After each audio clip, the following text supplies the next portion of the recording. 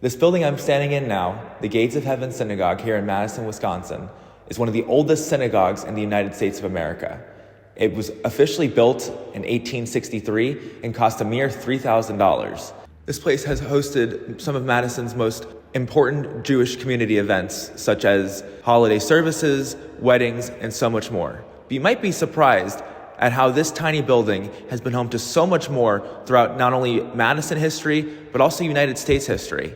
Let's take a look around and tell the story of the Gates of Heaven Synagogue. The Gates of Heaven Synagogue never served more than 20 families in its congregation, and it wasn't even ever served by an ordained rabbi. Yet, it still remains one of the most historic synagogues in the United States and is still here today, still hosting ceremonies for the Jewish high holidays. But yeah, it's that kind of space. I mean, I've been to weddings there. I've been to musical performances there. I've led tours of it for different groups. But yeah, it's basically like a really nice and really expensive park shelter.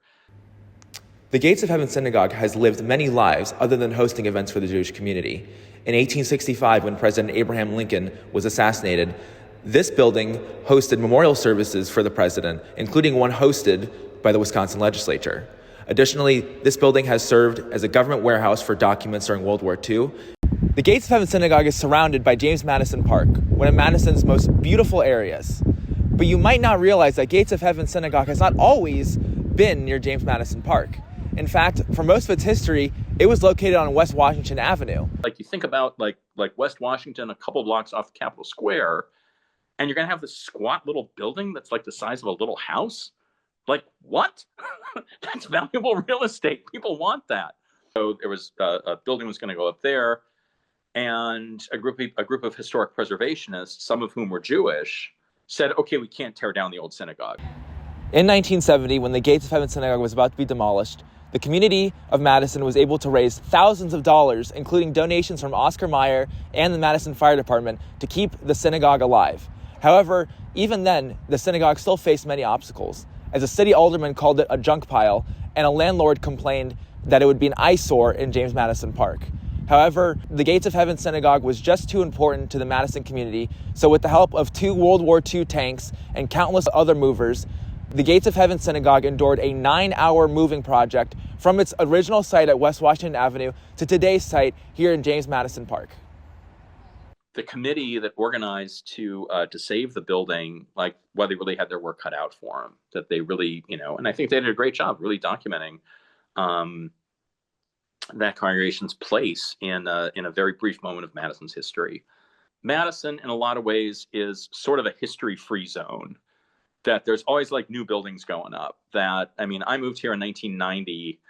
And, I look around and I'm like, oh yeah, a lot's changed. One of the reasons that Madison's kind of a history-free zone, I contend to say the other part of that, is that the city has always grown by leaps and bounds.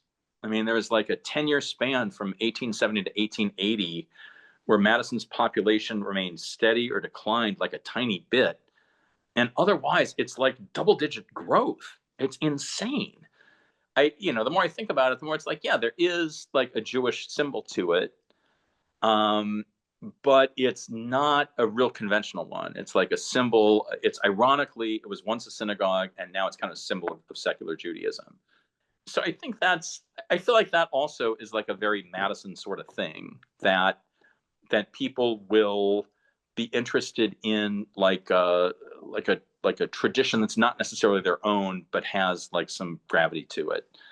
If anything, this Gates of Heaven Synagogue represents the Jewish community so well. It might be small, but it is mighty, and it has withstood the tides of history to still be here today as a permanent symbol of Jewish heritage in Madison and in Wisconsin.